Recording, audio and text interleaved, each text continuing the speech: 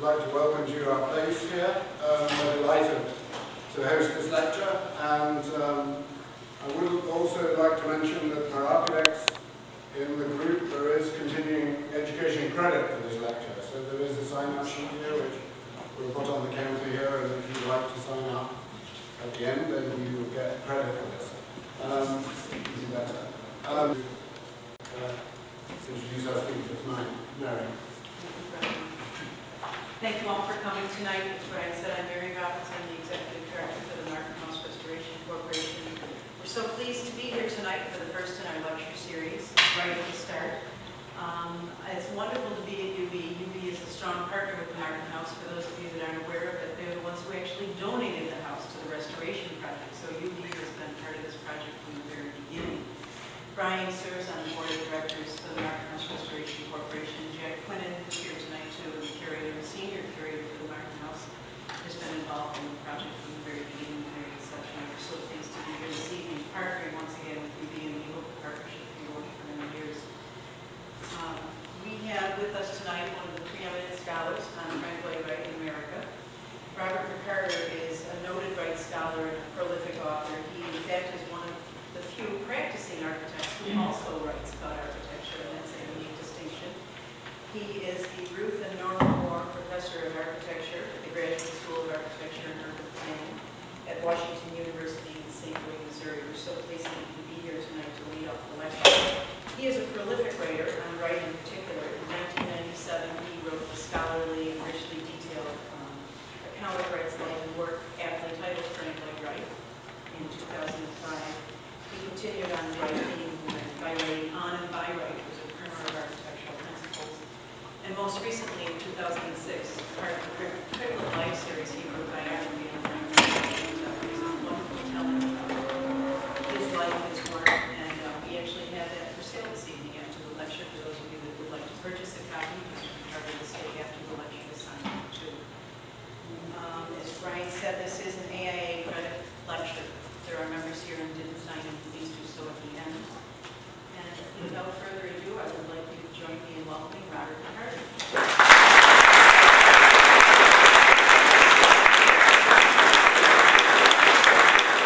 Thank you very much.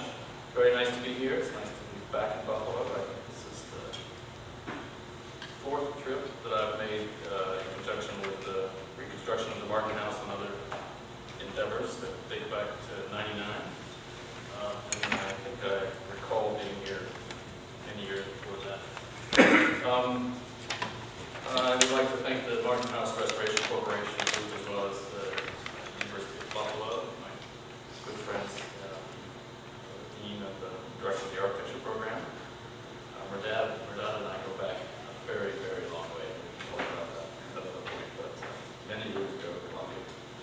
I'm going to throw a lot of information at you and show you a lot of images and talk about a number of issues. I would like to start off by saying I think it's fairly been said that architects and architectural historians have given a disproportionate amount of attention to the works of Frank Lloyd Wright's Prairie School period as opposed to his later works. And while architectural historians, who I probably shouldn't speak for, likely have their own reasons having to do, according to Neil Levine, with this early work being a precursor to the first modern works in Europe, we architects, practicing architects who look at Wright maybe a little more carefully than the average architect, have another reason. Wright himself said that the apparent diversity of his, despite the apparent diversity of his work, throughout his 72-year career, all his work originated from the same ordering principles. And tonight I will try to indicate the way in which these ordering principles were all first given form and originated in the Prairie Houses, which I will look at, and I assume that the Prairie House period spans from around 1900 to 1920. I'm not sure everyone would agree with it, but before exploring the origins of Wright's ordering principles, I want to point out another remarkable aspect of the Prairie Houses. Architects today in practice have basically inherited three fundamental ways of making plans, of conceiving space in the plan, from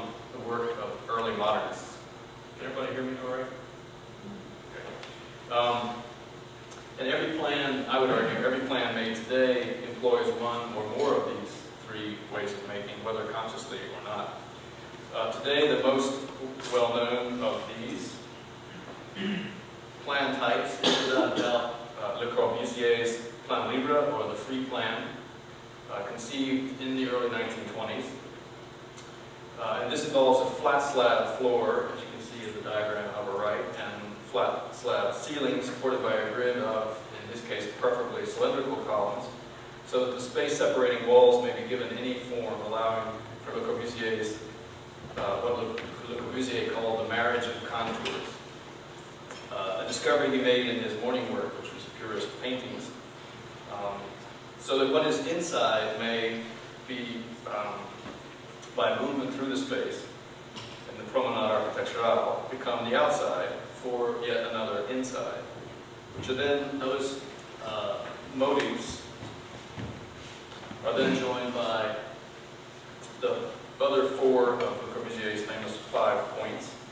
The others would be the free facade, which comes from the free plan, the windows à longueur, the strip windows, the building raison pilotis, and the roof garden that you have in recompense for that. 10 years earlier than that, around 1910, the Austrian architect Adolf Loos proposed a well-known, a less well-known, I would say, but perhaps, in my mind anyway, more radical plan type, which he called the Raum plan. And Raum is German for perhaps place or room, so this could be called the room plan. And Adolf Loos proposed a fundamentally free section where each room is its own center, assuming a position with respect to adjacent rooms, based on the social relationships and functions of those rooms. For instance, the dining rooms are almost invariably 1 meter or 3 feet above the living room. Each room had a position in a section and plan in a set of proportions, that is, height to width to length, that were appropriate to its particular function, and the associated position in the entry sequence, and views and openings to related rooms. Like Le Corbusier, Loos tended to collect his rooms, his round plan rooms, into a rectilinear enclosure, so cubic, so that, like the free plan, the round plan came as a surprise for those who entered the house. 10 years before that, around 1900, Frank Lloyd Wright proposed the first Prairie Houses. And I would argue that what they have, I have called the woven plan. It's a plan conceived as a weaving. Almost the opposite of Le Corbusier's free plan, though sharing some traits with Loos's round plan. Wright's woven plan formed interior rooms or volumes using primarily floors and ceilings, which were often working at cross purposes to each other, with minimal walls and little repetitive structure. All of this fused into a kind of weaving, its edges often open or interlocking with the adjacent spaces. Spaces that are centered on the intersections of 2 or more spaces, at once introverted and extroverted. J. Appleton has described the kind of spaces that we need to be comfortable in the landscape as combining prospect and refuge. And this is exactly, I would say, describing how Frank Lloyd Wright's Prairie Houses work. Wright was at the beginning of this evolution of modern plan types, and his woven plan originated in the Prairie Houses. Before going on to look more closely at the Prairie Houses and the way they serve as origins for Wright's 3 primary ordering principles in his own work, it is worth taking a moment to examine what the 3 modern plan types, that is, Wright's woven plan of 1900, Loos's round plan of 1910, and Le Corbusier's Plan Libre of 1920 or thereafter, share in common. First is the fact that all 3 were developed, at least in part, in reaction to the predominant mode of plan making of the time, the axial planning of the École Beaux-Arts in Paris, the famous design school. Rooms, that is, that are arranged along symmetrical axes and cross axes in such a way that that we, as we look literally in the front door, we can see through from the entry all the way to the goal or destination, and therefore the root of the eye and the root of the body were exactly the same. Yet, as all 3 architects made abundantly clear in both their statements and designs, axial planning and symmetry did not belong to any particular style or period. They were part of a common inheritance of mankind. The earliest works of Wright, Loos, and Le Corbusier invariably present us with a symmetrical front facade of the house, often with a central entry, but there are, I would say, any similarities with the école des beaux-arts planning ends, for all three architects separate the eye and the central axis from the path of the body immediately upon entry. Le Corbusier develops a promenade architecturale, which I think Jack will talk further about in his lecture, that moves diagonally in plan and section back and forth across the central axis, with the final destination often reconfiguring the entire volume of the house as the back of the gauche. Loos's ground plan involves a complex series of stepping floors, stairs, and generally spiraling ascension through the house to the destination space, where the central axis is often again found, but now reoriented by the room's internal relations. And then finally, or rather firstly, I would say, would be Wright's woven plan, which I will spend the rest of this evening on. I think it can be described as dynamic and static, as prospect and refuge, as having elements of both freedom and order. Wright's Prairie period plans are an achievement that have rarely, if ever, been matched, much less surpassed.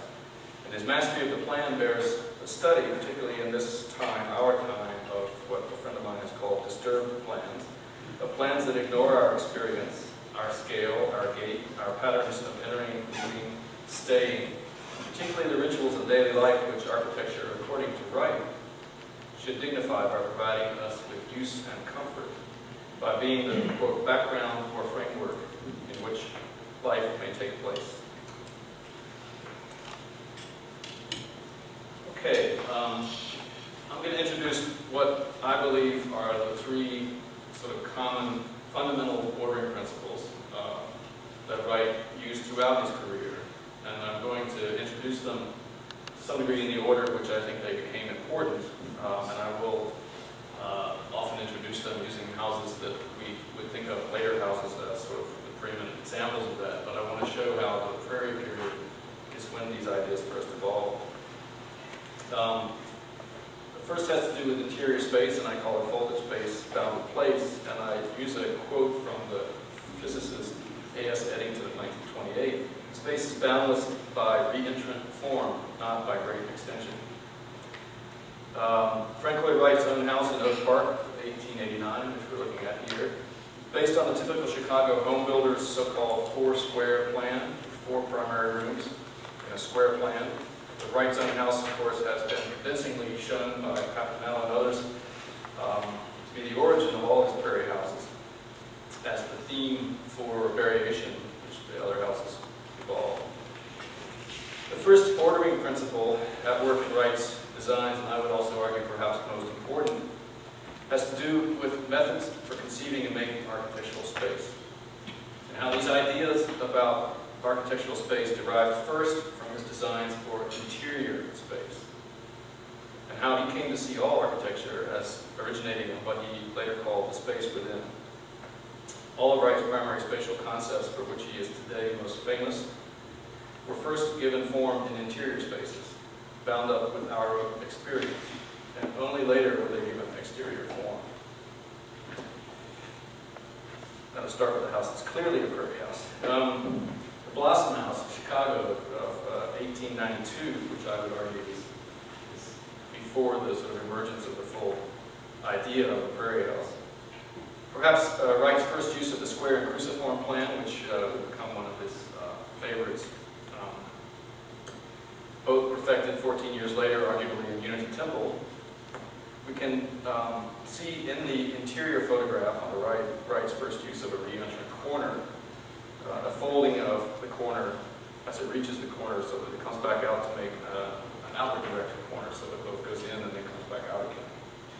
As an important point to note here is that this spatial evolution, which is occurring inside a building with a classically oriented facade, likely based on a design by McKinley and White, complete with Serliano windows. So in the end, there's sort of magic going on inside, but the box is still reading in a kind of normative language. Now, if that isn't surprising enough, right next door is the McCarter house, which most people would not be able to pick out of a lineup as a Frank Lloyd Wright house. Also of 1892, another bootleg works he did in the last year. He was at Sullivan's office. As if to emphasize this schism between interior space and exterior form, there's the surprising design of the McCarter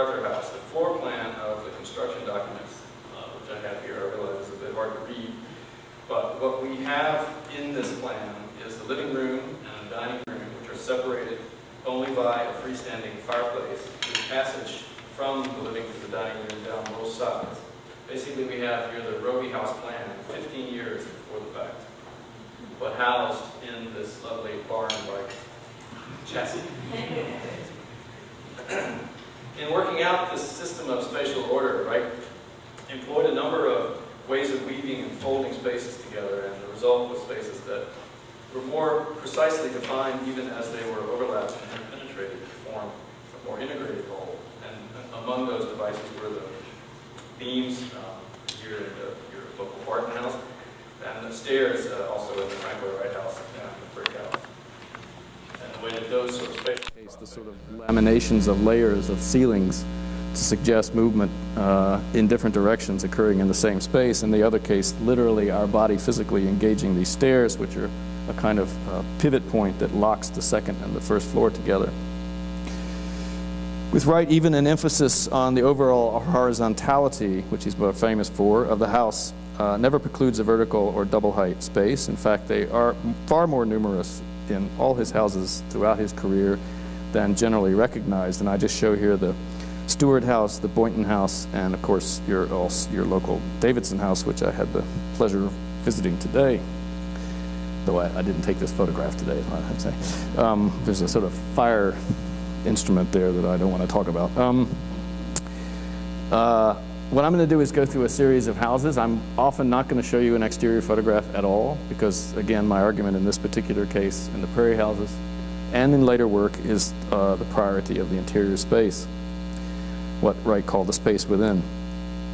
The Dana House in Springfield of 1901-02 is an addition to a pre-existing house. It's sort of a house wrapped around a very small earlier house with only one room left to be found in the plan.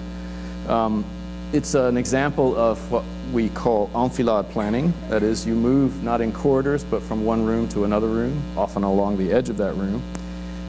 And with, in this case, also double height spaces that connect, like the dining room and the living, the entry space, that connect the two floors as well. So you have connections going between rooms by moving physically from one room to another. As Robin Evans has noted in a very famous essay, this type of planning, this enfilade planning, encourages social and familial interactions as opposed to the avoidance of the same, the avoidance of meetings with others that the corridor plan was in fact invented to allow. And these meetings with others, whether there are family members or strangers, is exactly this unplanned meetings that Kahn talks about as being the most important task of architecture. In the Dana House, the line is blurred between the architectural trim, the beams, the posts, the furniture, built-in furniture, freestanding furniture, employing the same elements at all different sorts of nested scales. Drapes, typical in Wright's houses and also in the Martin House here, allow visual privacy. They stop drafts, which also at the same time they allow acoustical connection. Hearing, as John Dewey has noted a long time ago, is the more intimate sense as opposed to vision, which is the cooler, more distant sense.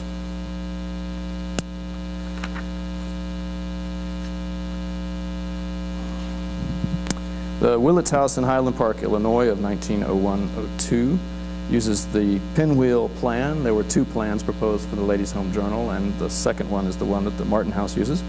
The Pinwheel plan of the Ladies' Home Journal 1901 house, which has the very clever title, A Small House with, quote, lots of room in it, end quote.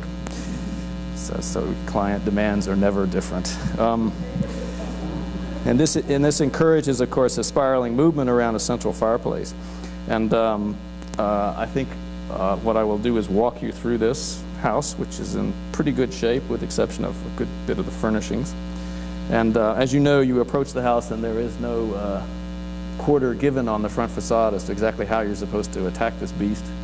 And in fact, you have to go find yourself in a little sort of dark area on the right, come under and pass through a number of gates in order to achieve just this first view on the lower right as you come in the entry area and then move up into the living room. But But the technique that's developed here is one that's used consistently throughout his work of this period, especially in these pinwheel plans, which is the fact that I can see through that set of wooden posts. I see where I'm going, which is the living room that's directly ahead, but I physically cannot go there. I must do what I have done here in this slide and turn to the left and move into the edge of the living room. And then, of course, you come into the edge, which produces these diagonal views. And this is a historic photograph, and that's a more contemporary one. I'm going to keep the plans up there when I'm looking at these houses, just so you can sort of track your movement through, if you wish.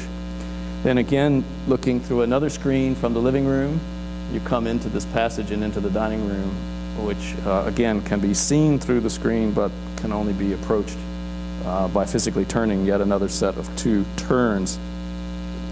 So the path of the eye and the path of the body. What's up? Oh, I don't know. Yeah, I know. You want me to use a pointer? It's just a disembodied sort of problem I have with that. But the path of the eye and the path of the body are separated, which is good when you're walking, but I'm not sure it's good in a lecture, so that's one of the reasons I have a problem with a laser pointer. But and you always move along the edge of the room, which sets up a series of experience diagonals, I would call them, not literal diagonals, but we always sort of strafe the room with our views. And just to follow on through with the Willits house, we go up this extremely complicated stair, and the other thing that's of interest here is the way in which even the section starts getting parsed up, so that there's a room that clearly is halfway up the stairs, it has its own ceiling height, and yet somehow there's a beam that tells us that we have just passed the threshold of the first floor and gone into the space of the second floor, which runs right across the space. Another one of the low-flying beams. And then the one of the 2 bedrooms above with this rather spectacular built-in bed, which of course is in the middle of the room. Once again, I cannot physically occupy the middle except perhaps during the evening when I'm least aware of it, but I perambulate around the edges, and all of the edges of the room thus become useful as storage and light sources and other things, including the head of the bed, which does not quite touch the windows. And then there's this house that no one around here knows anything about, but I just want to mention some things with respect to this while we look at some slides. Idealized site plan, which was of course drawn up for the Vosmuth, where he tidied up the site, which is a very misshapen thing, and he made it nice and square, and he put it, in my view, on the warp and woof of the spatial loom that Wright uses to structure space. And he, in this case, structures the entire site using this so that it's all squared up and working as it should. Even the plantings, such as the floricycle, which was first proposed at the Willits house, as far as I know, but I don't believe ever built there, is designed to benefit the views from inside the house, which is something that not everyone has recognized. But this was not intended as some kind of protective screen for the house, but in fact was totally choreographed to the view that you would have out from within the house or the terrace. I have argued in other places that this is perhaps the most fully woven plan Wright ever built, structured spatially and structurally by the pier clusters, the pier clusters being the key element that he didn't really avail himself of in too many other plans. The plans which are cut, in this case, at standing eye level are open, whereas when you sit down, let's get to a sit down, yes, there we go. When you sit down, one is enclosed by built-in cabinetry, and you have an entirely different experience. And again, this depends on the position of the eye, the small difference, we would say, from standing to sitting, which makes a huge difference in this house, and I think once the cabinetry is back in, we will get that. And you should always be very cognizant of the eye level that Wright has asked Mr. Furman to shoot these photographs from, because in fact the famous pier cluster shot is not at eye level, or at least not of anyone who's grown up yet, including Wright. This is below 4 feet, so eye level of even the most modestly sized individual would get you over the top of that bookcase and through the glass, and therefore in some cases, as Eric and I were discussing, you could see clean through the entire house from outside to inside and back outside again. So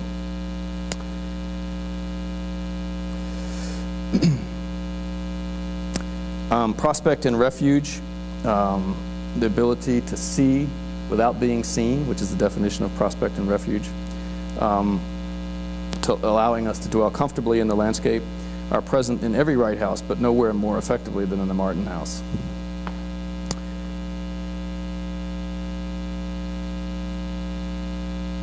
And again, until we're finished with the current task, which we are closing in on, I'm going to continue to use these fantastic photographs, which we also do know were often taken under Wright's direct sort of, no doubt, light-handed direction.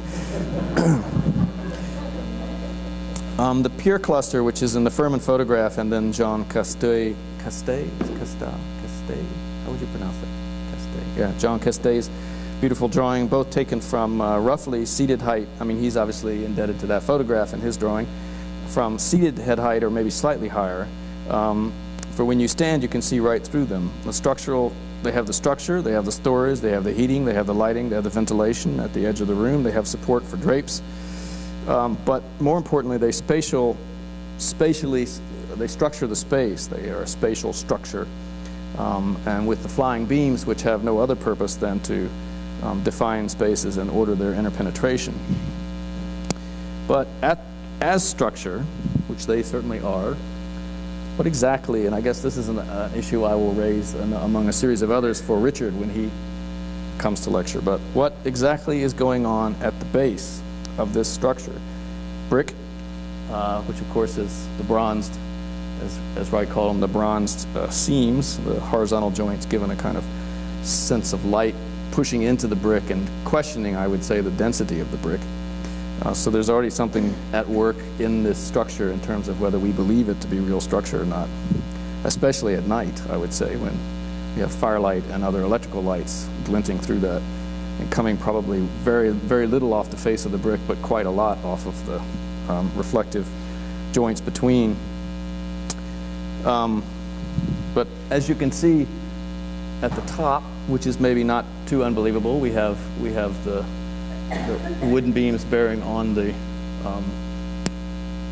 brick, and at the bottom, what is going on at the bottom? At the bottom, the brick is standing on the wood, and it's not standing behind the wood, it's standing on the wood. In fact, there's a piece of wood that's intentionally exactly the same size as a brick in terms of depth, and it is inscribed away exactly as if it were a brick. So the transition is made to this wood base by a wood piece, which an architect immediately has a slight rumbling in the belly when you look at that, because it's not really a happy piece of wood that has this brick apparently resting upon it, and it puts all the rest of the wood, which then you begin to wonder about these slightly splayed legs and whether they're not a sort of sign of some compression. And at the top you begin to notice that he's done some strange reversal. There's a piece of wood that makes a transition between the top piece of wood, which again is the size of the brick, and the next piece, the next brick below it, is exactly the same size as the joint between the bricks, but it's an outie, whereas the joints are innies. And so somehow there's sort of a weird as if it's being squeezed out or something.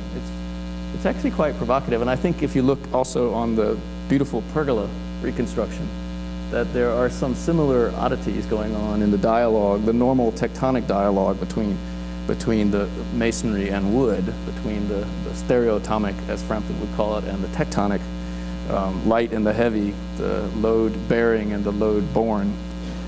There's some odd handoffs going on, which again I think are a little evident in many houses, but perhaps more evident in the Martin house. I have talked about the 3 datum planes that occur in the living room or the unit room or whatever we call this wonderful triple space, which is the carpet plan, which I have at the top of my diagram, which is what's drawn in the furniture plan as well as to some degree in the Bosmuth plan. The door top beams, which are at 7 feet above that level, which are the middle diagram. So everything that's at that level is darkened in on that drawing. And then the actual ceiling itself, which I believe is somewhere around 10'6". Is that about right? 10'6". The main ceiling that runs through. they're all operating, as you can see, in different ways to shape our experience. The definition of this woven plan, I believe, is largely to do with this series of horizontal layers that, in fact, in this case, rely on the pier clusters to structure them, but in a certain way, the pier clusters remain open in terms of defining space, and the ceiling is given a tremendous amount of responsibility. One example among so many in the Martin house is the way that the terrace ceiling floats right into the living room, passing miraculously through, originally, a piece of leaded glass in excess of 20 feet in length, which does not have any supporting posts coming through it. I think you can see that better in the next shot. The terrace doors, as you know if you've been there, stop, as you can see in the photos that Eric gave me, before they get to that ceiling. So the ceiling is clearly not being held up by those posts. The doors are held up as a kind of frame, and the ceiling floats right clean over the top. Right now it's kind of held in place by sheets of plexiglass until we get the glass back in. And of course that's further emphasized by Wright's placement of the skylights, not in the terrace ceiling, but inside the living room, introducing vertical light at the very point where we are beginning to lose the horizontal light that enters from the door. So as you can see from even the photograph in its condition today on the right, there's a sudden heightening of the amount of light you get inside. So there's more light inside than there is outside. Counterintuitive, but it works. And if you know this space, if you sit in the house, it's a very ambiguous space in a beautiful sense, but the ceiling is relentless as it comes with these straight lines and comes flying right through and dives into the large lower beam that comes across. Okay, now a little bit of the competition. I would say we could easily spend all of our time on the Martin house, but I do need to cover a few other things. And I would look at 3 more Prairie houses to look at other examples of the same points. And I will just point out the most notable features. I think perhaps it could be argued that Robie House is the most completely integrated of his Prairie houses, because it's literally, the design is woven into the plan, it's woven into the carpets, it's woven into the window patterns, and the Robie House performs other duties, that is, I would say, duties that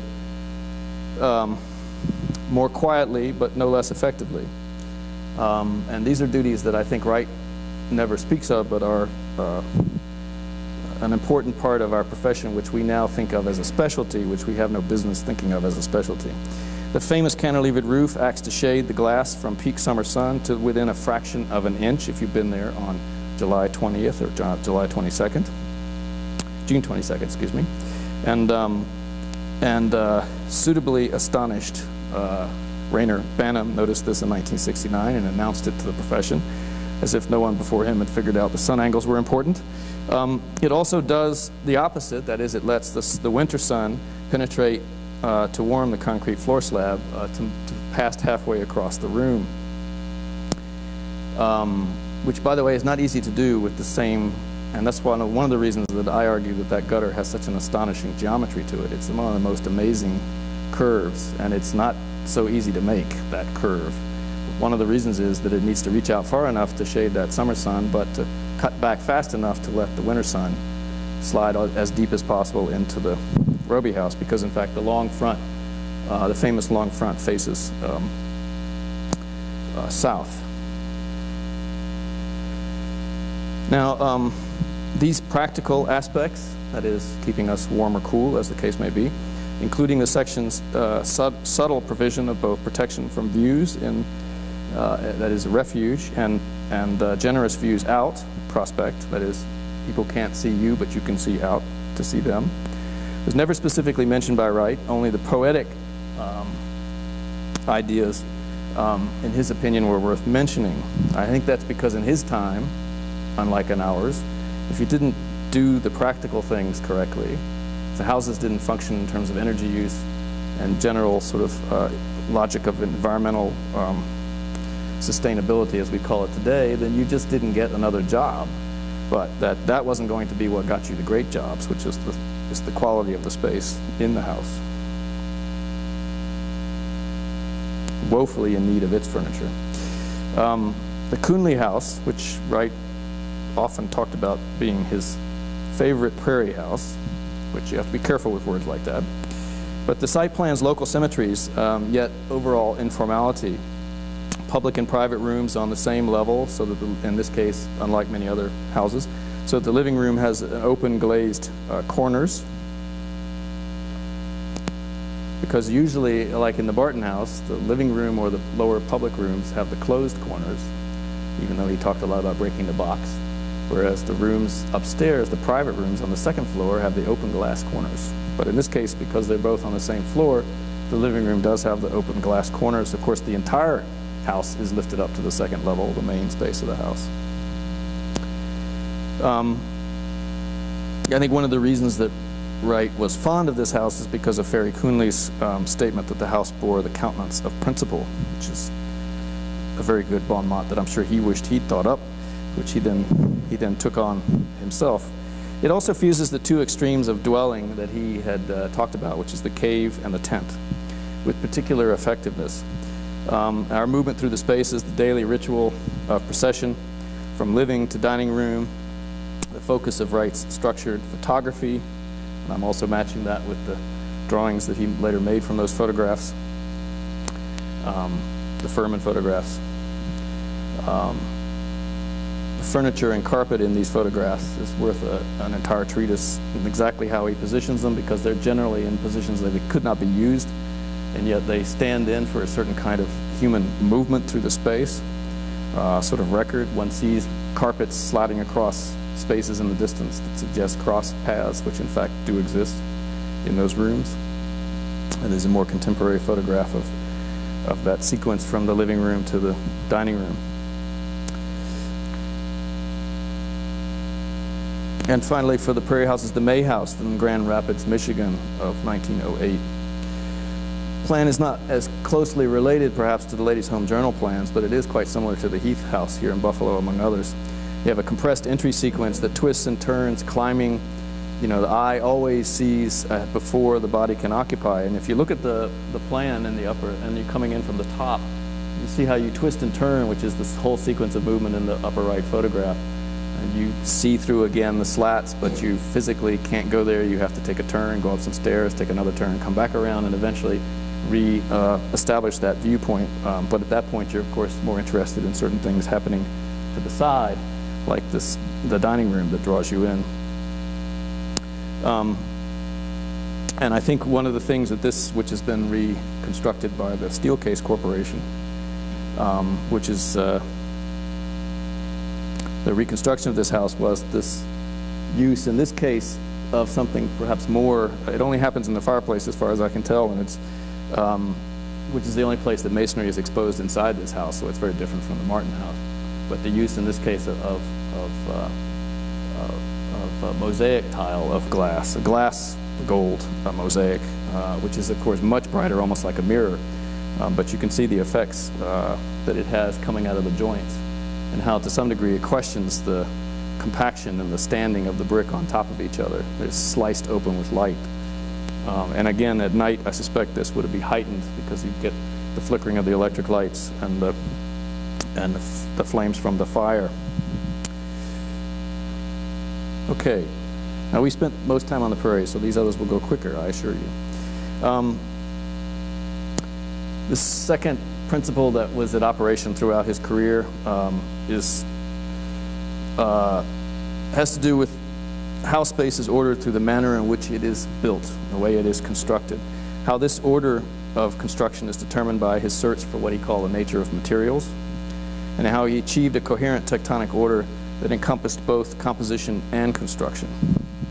And this attribute of Wright's work can be said to dominate, I would argue, the concrete block houses particularly, begun in the early 1920s and continuing to the end of his career. And I show the Millard House La Miniatura in Pasadena of 1923 and the Tompkins House of 1954, a late concrete block house. And just as two examples of this, the Freeman House in Los Angeles, 1923, Wright uses, in this case, square gridded paper to draw both the plan and the section, and those grids are set at 16 inches on center, so they are the size of the of the block he's using.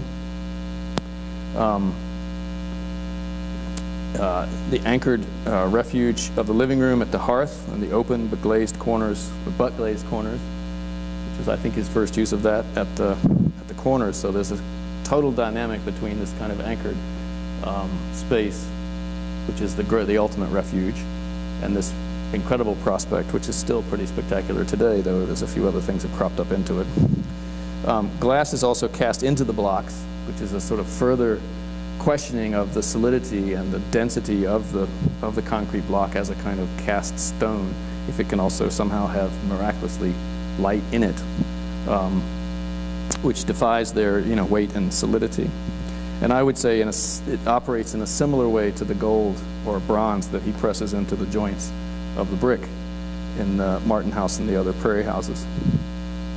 The Tompkins House in Amberley Village, Ohio, in 1954, has, as many of his later block houses, cast block walls and ceiling roof with the floor slab, of course, concrete now, with the grid scored into the floor so that the whole house is basically organized on the grid, no construction lines needed.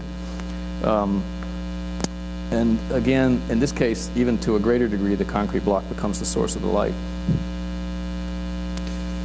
But the square grid, which he often called the unit system, was something that he'd been using both as a matter of construction control, that is, he doesn't need to have dimensions on his floor plans, and he doesn't need to dimension material pieces, and the aesthetic order, which I would say falls under the sort of notion that Whitman had when he talked about chanting the square deific. It's the practical and the poetic are perfectly combined in this case. In his gridded paper on which the Froebel students recorded in the upper right their block placements, illustrated grid patterns. That's from a teacher's textbook. Wright, of course, was exposed to this sort of late according to the rules of the game, but perhaps more important was his re-exposure, which he used when he used these textbooks himself in the late 1890s in teaching his own kids the Froebel system and playing with them in the afternoons. It's interesting that 1896 he developed, with a similar gridded pattern, the Luxfor Prism Company block patterns, which were patented, and the patents are still in existence. And then, of course, Autograph, my friend, has analyzed these, and it reveals not only the grid, but in fact many other fundamental geometries. On the left is the Walter Gertz cottage, Whitehall, Michigan, 1902, which is one of the classic board and batten houses. And it has a vertical grid based on the materials, in this case the one foot deep boards, and it has a horizontal grid based on the 4x4 grid of the posts.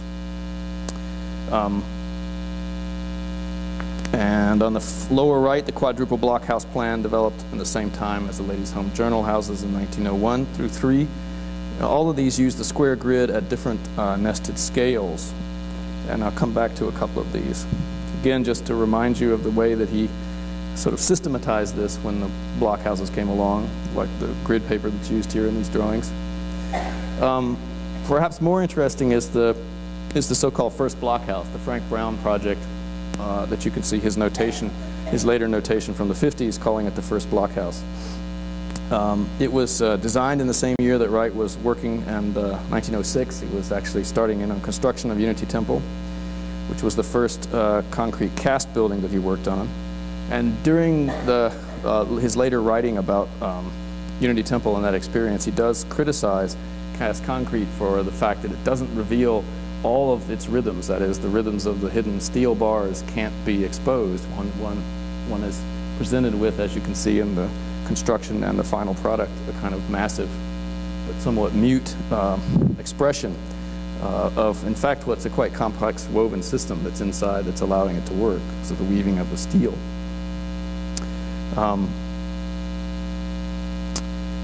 So it is of interest to me that even though this project was not built, it's quite clear that the Brown House, which I have the perspective and the elevation of, was a fairly well worked out concrete block system using concrete slabs for the roofs and the floors, and then some kind of custom-made block of two different sizes, the narrow and the wide, in different combinations, is developed in the same year that Unity Temple is in construction. And for various reasons, he was not able to realize that, of course, until 1923. So for 17 years, this idea lay a bit dormant in his mind. These are two buildings I like to compare. This is the Fireproof House for $5,000, which is a Ladies' Home Journal house of 1905. And that was part of the impetus for his development of the brown house as a concrete block house, was the notion that concrete construction and its fireproof nature was of great interest around the country at that time. And that plan, which is in the lower left, is an evolution of the Foursquare plan and Frank Lloyd Wright's house in some ways. And then, of course, this was not a plan that he forgot about. And this is a 1949 so-called Usonian automatic made with the cast blocks, which has almost the exact same plan, slightly larger, and a reasonably similar massing and expression and overhang, etc. On the upper left is the prototype concrete textile block house of 1921, which was drawn on a tartan grid, which is interesting, ABA grid, that is like the Martin house rather than a strict straight grid. And then I just juxtapose that with the Como Orchards Summer Colony board and batten plans and elevations of 1908, which has almost the same plan and is also on a square grid for the same reasons, though that's wood construction. I just finish up with the Storer House, which is one of the great examples of the block house.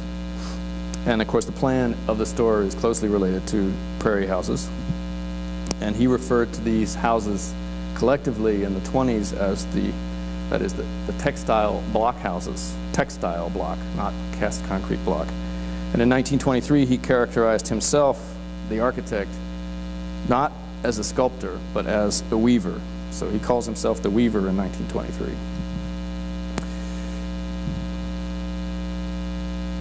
Okay. Final category of ordering principles, which is perhaps what he's most famous for, but I'm not sure that it's the most dominant, because again I think these operate in coexistence and sort of interpenetrate, which has to do with how space is ordered in order to establish a relationship with the landscape. How Wright designed houses where the landscape, interior space, and construction material are woven together to become a setting for the repeated rituals of daily life, and how Wright throughout his career endeavored to give order to the developing American suburb. So daily life was to take place in conjunction with light and nature. And these are thought to have reached a sort of high point in the Usonian houses, which were begun in the 1930s and continued until the end of his career. And I show photographs of the Pope House, but also the parallel and closely related Falling Water of 1935. The first, I think the first true Usonian is the Jacobs House. It has the L-shaped plan, which is asymmetrical. There's hardly a hint of symmetry left here.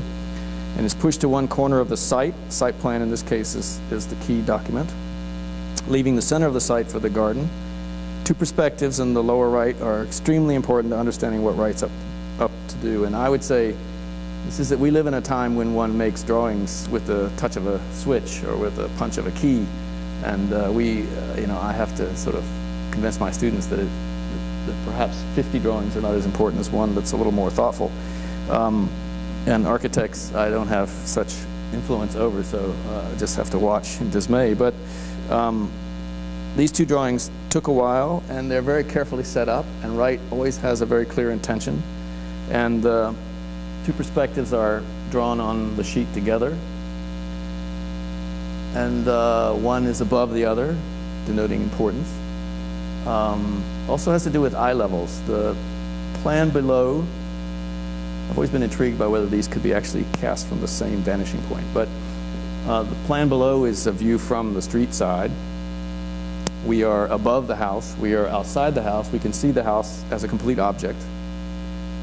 It is an object for us to view. And we are disembodied. That is, we are floating at some point somewhere around 30 feet off the ground to get this view. So we have been taken off the earth and put into a kind of completely disembodied position.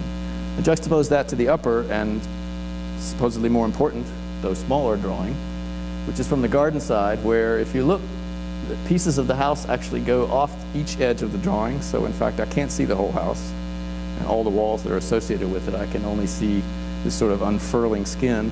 I'm looking into a very open, I mean, everything is open here as opposed to being closed below. And most importantly, I'm on the ground and I'm inside the house. It's opening up like that to me, as opposed to coming at me like this.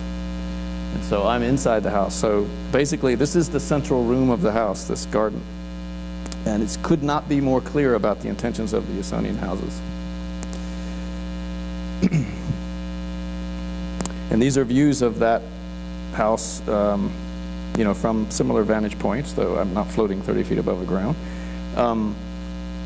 There are other things going on here which are of interest and which I think do relate to what comes out of the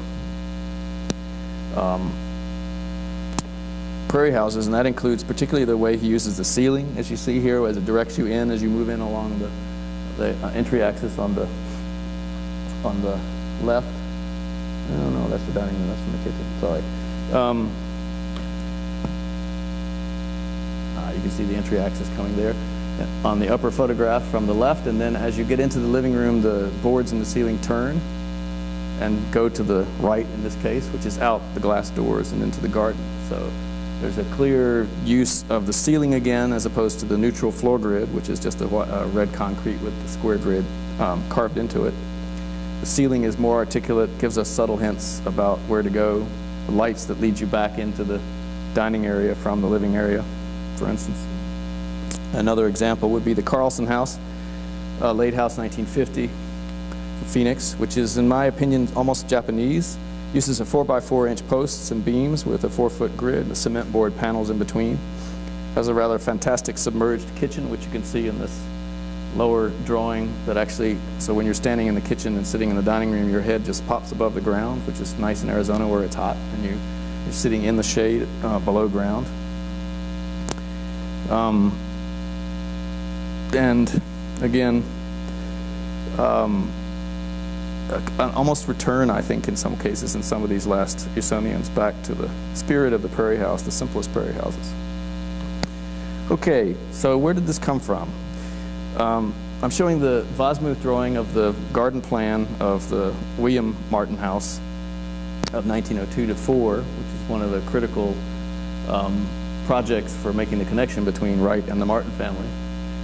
If you endeavor to follow this, which no longer exists, this plan, though, as you can see on the right, with Wright's funny photo, I intentionally photographed this with a caption, the garden facade. That's what it says. So the house, you can't see the house. The house doesn't exist, you see the garden facade. That's because you enter by coming in on the lower right corner and meandering your way through this garden to find your way to the front door, which is at the end of the longest projection of house, which you can just sort of see in one of these views. But you're obviously coming through a rather bit of a jungle, and you have to do a tremendous amount of movement. What's also interesting about this plan is look what's happened to the house. This is the neighboring lot on the left. And this house has been jammed hard up against that edge. And in fact, it's no longer, maybe it's close to the Heath House, maybe, but I mean, the plan is just a jumble. It has nothing to do with the Ladies' Home Journal houses. This is a plan that's been subjected to a tremendous amount of compression from the idea of pushing it off the center. So in fact, there's no enclosed space. There's no glazed spaces in the center of the site at all. And if you draw a line right to the center of the site, you end up in the pergola. I will use this at this point. So, maybe not. Always good to have a second one.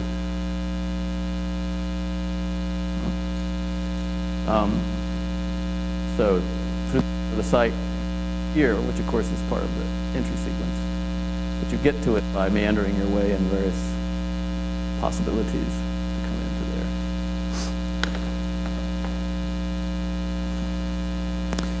That's not so exceptional. We also have, in this case, the Frick House, Oak Park, 1901-02, in which case the house, which is in the two larger drawings, is again pushed, in this case, straight to the sidewalk because there's a neighboring street. And in fact, there is an open air pavilion which sits in the middle of the site and shares the middle of the site with a large specimen oak tree, which is no longer there, unfortunately. And neither is the pavilion, because a house was put between this house and the next house. But the plan, as you can see in the upper right, is again compressed hard up against, this is almost a Roby House plan with the sort of service bar up against the street, and then the sort of important rooms towards the garden, but not in the garden, because in fact the gazebo-like space gets there. And I just wanted to point out that the earliest that I know of drawing of anything to do with the Martin House is this little sketch from the letter that Wright wrote to Martin, which shows almost the same plan as the Frick House. That is, the house pushed hard against the left-hand site edge, and then a actual gazebo with an arm on it that's growing out of the. So it's a very similar notion that he started with on the Martin House of this. Of course, it became, as we know, more unified, but that, and it almost looks like it's glued on. Again, the center of the site, if you draw a line through that open space of the site here in Buffalo, would correspond with the location of the open-air gazebo, which was, of course, later transformed into the terrace. There are other examples of this same thing. The Little House in Peoria, Illinois, in the upper left, which has the entry right in the middle between the house. The entry pavilion is moved forward in order to intersect the entry access, and then again there's an open-air gazebo that actually occupies the sort of prime part of the site. The rest of the house is pushed hard up against the neighbor's house, in this case to the top. The Ullman House, which is here lower left, is actually entered right at the center of the site, but it's entered into the part of the house that again has been pushed hard up against the sidewalk. And the dining room is actually treated as if it were almost a garden pavilion. It sits out right in the middle with a fountain on one side and a flower garden, a formal flower garden on the other, as a kind of gazebo. And then the Porter House, the second scheme for the Porter House, which is again a house packed into a bar, out of which in this case a tall wall is projected to frame a generous landscape, an outdoor room that spills out, as you can see, and takes up the majority of the plan, the lower plan. I always like this. Now, these are all, some of these plans are from the so-called, lost years, but there's a lot of work going on in the lost years. This is the Schroeder House of Milwaukee, 1911, not realized, upper two drawings. And I particularly like this site plan. Now the grid is, he must have liked this grid, but this is actually surveying points. So he's had the surveyor lay it out. The lake is to the top, the entry is to the bottom. There's an axis that goes through. It looks as if it's two buildings, but you can see from the drawing in the upper right, it's actually one. But in fact, there is a passage, not unlike some parts of the Coonley House where you can drive around and come back around. There's a sort of formal garden that runs up this side of the site, ends in this rather sort of amazing sort of exedra at the end. And then there's this oddly shaped piece that's sort of tossed off into the field on the right. But it turns out if you look at the plans, and also you can see it from the perspective, the main part of the house is actually in the field, in the undeveloped free grass field that has this relationship to the field and to the lake. And in fact, it's all the service elements of the house that are placed in this formal garden and locked into the geometry of the formal garden. And if you look at the plan and the way it relates to the garden, this garden that kind of shoots out of the house, I would argue this is a direct precursor for the Lloyd Lewis house, which many people love this drawing in the lower right, but they don't realize until they go see the house that he did build the gardens that way. They do come out of from underneath the house in a series of rows, so you can come right out from the house sort of hoeing away. And in the time when it was built, kind of an important activity, I think. The lower left is the Gertz House of Glencoe, Illinois, 1906. Again, the house is pushed hard up against one edge of the site. Main rooms sit out into the more open field, in this case an enormously long wall dividing the entire site, which has the front is a field and the back is a garden. And if you would try to describe this plan, it would be L-shaped or even a Z-shaped house.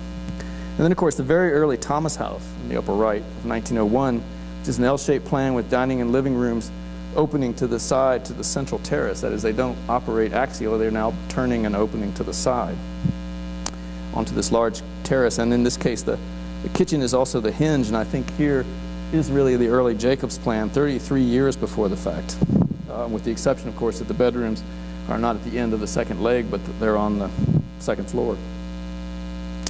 The Allen House of Wichita, Kansas on the left, and then on the right, the Mendelsohn House in Albany, New York of 1912. It was 1916 and 1912 during the lost years. L-shaped plans which wrap around, in this case, walled gardens. And we should remember that one of the early plans for the Usonians, unrealized, was the Lusk House, which was, in fact, showed an entire walled garden, as well as the L-shaped house, the same plan as the Jacobs House. And the living room doors open again to the side, not axially, but to the side through the terrace doors into the garden. The Coonley House of 1908 in the upper right, and Taliesin of 1911, this plan. L-shaped or almost C-shaped plans that focus on the garden as the center of the composition of domestic spaces. Basically one-story plans with living and sleeping spaces all on one level. The Cutton House, Downers Grove, Illinois of 1911, which is a prairie house that has been nearly pulled apart to frame several garden spaces. Interior rooms serving as kind of garden pavilions, almost as if every room is now a garden pavilion. And then I want to come back and remind you that it was the plan, this redrafted, perfected, woven plan that was put onto the loom that Wright hung in his studio at Taliesin for 50 years after the house was completed. Because for him it represented a kind of perfection, not the actual house plan, but the site plan drawn this way. It is really all, I think it's not really all that surprising then to find that we can, in fact, with sort of clever manipulations, construct close approximations of the asymmetrical Usonian house plans from this plan by using sort of selective clippings and reorientations. The Martin House, given this pride of place in the studio wall, must be understood as the source in every possible way of Wright's later work. 4 examples, which I'm not sure I will label them all, but they all 1911 through 1921, all of them showing the sort of emergence of the L-shaped plan during the Prairie period. Then I just want to touch on the urban ideas because I think this was tied in. This is the quadruple block plan as it was evolved for Charles Roberts in 1903, but it actually was part of the original presentation of one of the 2 Ladies' Home Journal, Home in the Prairie town of 1900. Well, it was done in 1900 and then published in 1901. And I think it's unfolded here with all of its sort of possible permutations. There are variations that include pinwheeling the houses around each other, various kinds of symmetrical and mirror images, sometimes involving a sharing of a garage or stables at the center. I mean, this is actually originally evolved before there were cars to speak of, but it actually accommodates separation of pedestrian and vehicular traffic quite well.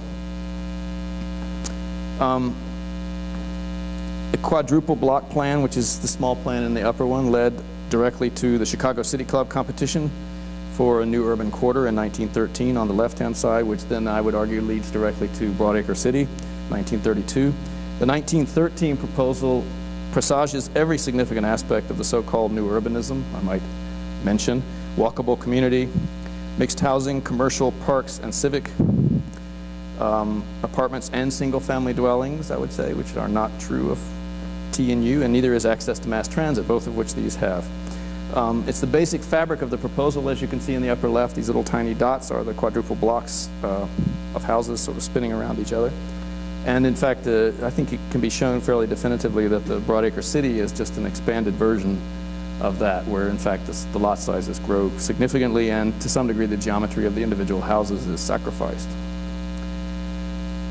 In the same way, I'm wrapping up here, in the same way that the Prairie Houses presaged more, I would argue, in the stables of the Winslow House of 1893, which is drawn at the top of that sheet, than in the main house itself. The Usonian house is presaged by this little cottage, which is shown in the rest of the drawings, right down to the wall section with its horizontal boards inside and out. This is the summer cottage for Sherman Booth, 1911. The construction language of the Usonians is here already completely in place, and I've taken the wall section, rotated it, and enlarged it so you could have a look at it. And the only thing that is different from this, from the final Usonians, is the substitution in the Usonians of the concrete block floor, the concrete cast floor for the, in this case, typical wooden joist floor. And the Erdmann prefabricated houses, I think, are worth having a look at from 1950 to 59. Another type of design that Wright is generally never credited with, the low cost but high quality prefabricated houses, something which he worked on almost nonstop in one way or another from 1917 onwards. And interestingly, both of these versions, which apparently the one on the right he was working on very late, if not the last thing he worked on before he died, they are all based, again, if you look closely, on the 4-square Wright house precedent. And so even at this late date, when it comes to building a sort of tight, efficient house, he goes back to his own house. And I'm going to end with the Penfield house in Willoughby Fields, Ohio, in 1952. A plan which has 8 to 12-foot ceilings for his 6'6" client. Shows only 4 masonry anchors at the ends. You can see the plan. The kind of a loose fabric is then wrapped around it that allows light and the landscape to flow into the house and right through the space. The main space closes and protects towards the fireplace, right-hand view, and then opens and extends towards the forest in the opposite direction. If one looks for ordering principles rather than formal shapes, there is nothing in this beautiful house that cannot be traced back in its origin to the Prairie Houses. In conclusion, briefly, Wright's 3 primary ordering principles: that is the initial conception of interior spatial experience, that's the first starting point, fusion of composition and construction into one, and the ethical imperative that daily life takes place in close association with sunlight and nature, all originated in the Prairie Houses. And Wright's Prairie House woven plan, I would argue, was itself the inspiration for the great modern discoveries in plan making, which we're all still using today. Thank you very much.